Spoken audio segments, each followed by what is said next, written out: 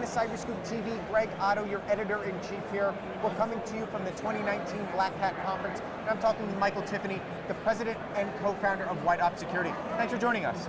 It's my pleasure.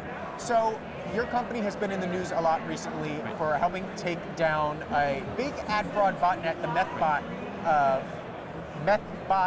botnet, we'll have to say there. Why are these botnets, specifically Methbot, how are they so adept at making money? Methbot and then the Eve operation, which we also took down, which was monetizing Covter, was ultimately making a lot of money on ad fraud. Making an example out of Covter for a second, they started with a ransomware payload and pivoted into ad fraud because, frankly, the money was better. Okay. The cost per infection for any random machine that you can pwn tends to be higher in ad fraud because from the advertising ecosystem's perspective, every internet-connected device is owned by a targetable consumer. Okay. When you think about malware, bank fraud, really all of the other scalable cybercrimes, some people will pay, some won't. Every machine you pop can potentially be put to use using ad fraud, so that adds up to a larger number, and that has attracted what we think of as like the tier one cyber criminal operators. And it seems like the ad ecosystem, especially online, moves so quickly that it's ripe to be taken advantage of. Oh, sure. But on the other hand, the ad ecosystem has some of the world's greatest data scientists. Okay. So it's not like they're an easy target. They actually represent a very hard target. Okay. The key to the success of botnet operators taking advantage of advertising, or for that matter, doing bank fraud, being really successful at e-commerce fraud, is compromising real people's computers. So then the background malware has access to real cookies, real device IDs, and all of the things associated with that metadata, which means real purchase histories, real login IDs. So, again, when you're looking at the highest level botnet operators, they're not operating anonymous bot hordes. The traffic looks like it's coming from known good people. Okay.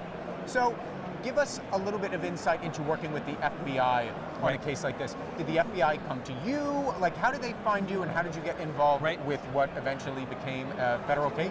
The greater context here is that WhiteOps was built to fight economic warfare against global cybercrime. We have three planks to this strategy.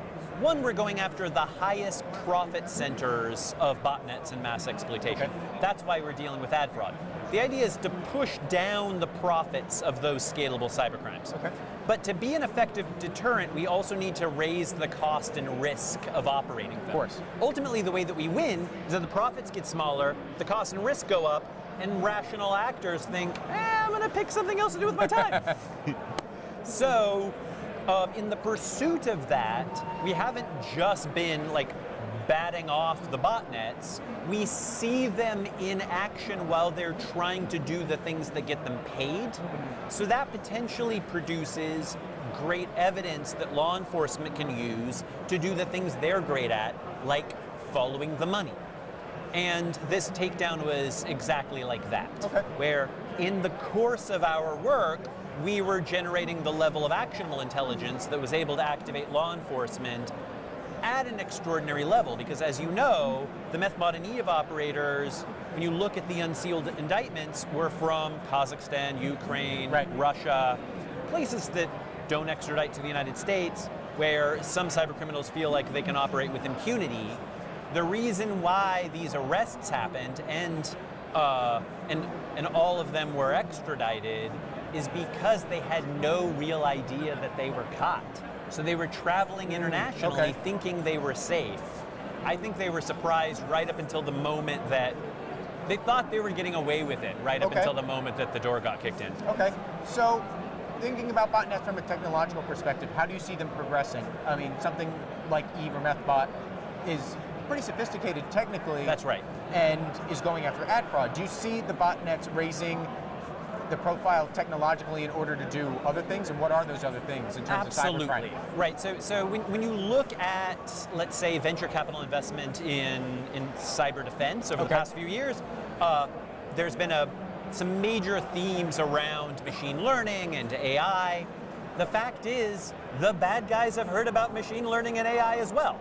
Plus, if they have the ability to infect 1 million computers, they have extraordinary training sets. In fact, sometimes better than what the good guys have, because the bad guys don't have to worry about privacy laws. Right. They can spy on everyone with impunity. So what we're seeing is bots becoming extraordinarily lifelike, because the malware is learning from their pet humans, that the real owners of the computers that are getting infected.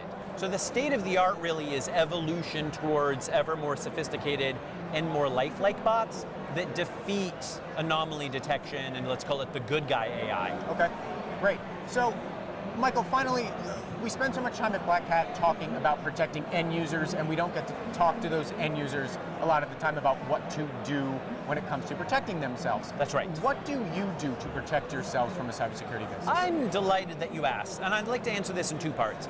First, for my own personal defense, I simply own multiple computers and I single purpose them. So all of my financial management is done with a machine that only does my financial management. I'm never opening like funny cat video links on that box, right? Because as consumer computing devices has dropped, it's just easier and affordable now to do that kind of isolation.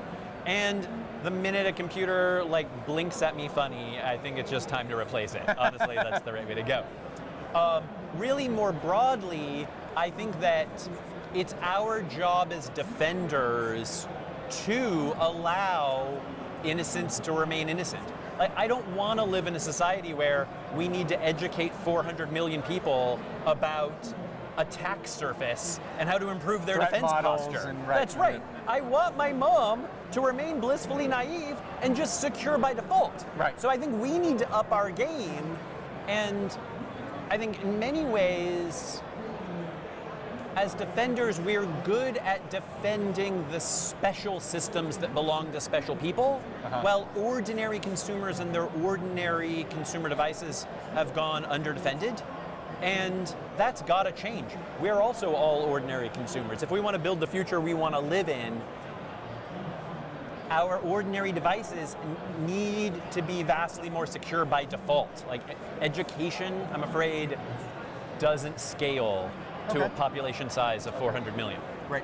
Michael, really appreciate your insight. Thanks for taking the time to talk with us. It was my pleasure. Thanks for having me.